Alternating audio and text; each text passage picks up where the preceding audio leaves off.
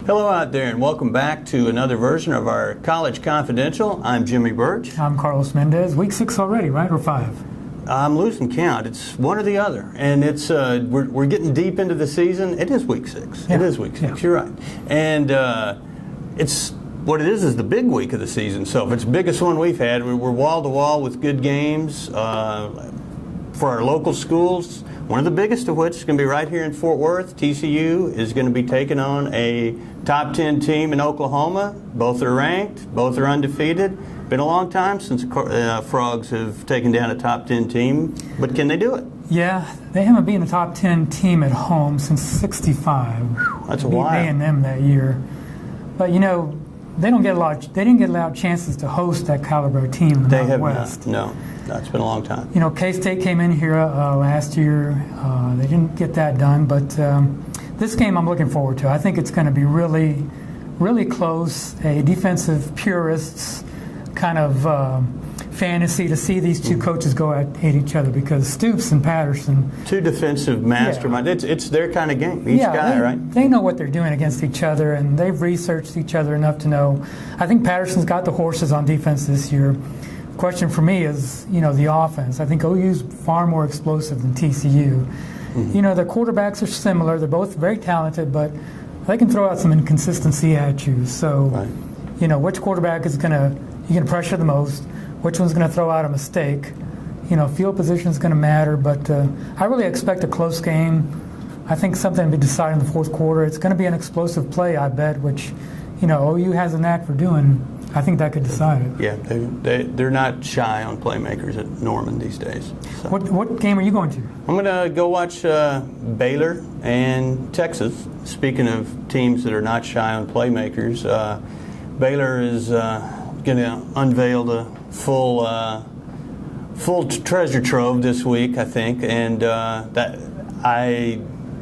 it'll be it's an interesting matchup. From you get Texas, seeing how they can measure up against an upper tier team in the Big 12. I don't think they'll measure up nearly as well as their fans want them to, and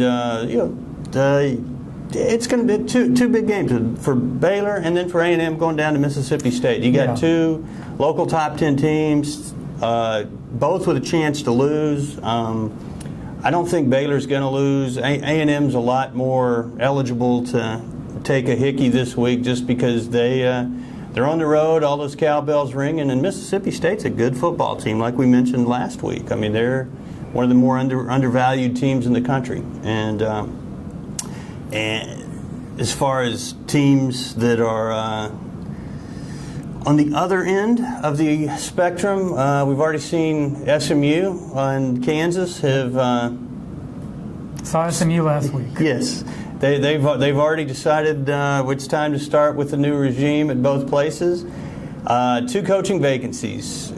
If you're an up-and-coming, bright young assistant or head coach at a smaller school, SMU, Kansas, which vacancy interests you most and why? Yeah, I've always thought of myself as an up-and-coming assistant coaching type. Yeah, I see that. So, I see that. I think I would pick SMU. Would you?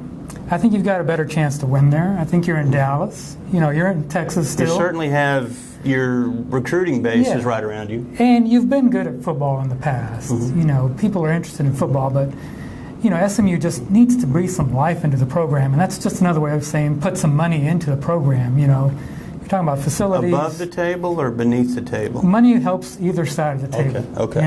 You're going to get results from it. They've gotten results in the past. They're going both ways. So. In fact, that's what Eric Dickerson keeps talking about.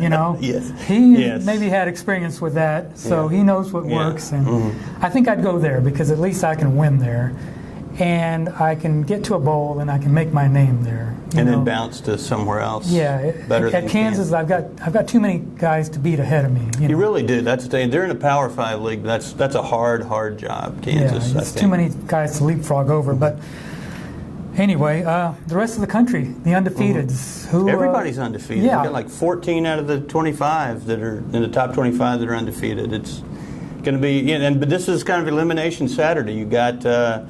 6 of them that are guaranteed to lose. By the time we get to November, there may not be many undefeated standing. And If anybody's left, I'm guessing Oklahoma, long if they can prevent Florida State. Jump out at me. The one that I think most pundits dismiss because they're not in the conference. I think Notre Dame is a really good football team. I think they got a great chance to go in and beat Florida State in 2 weeks in Tallahassee. Anybody that strikes you that's kind of rattling along that you think could, run the table this year?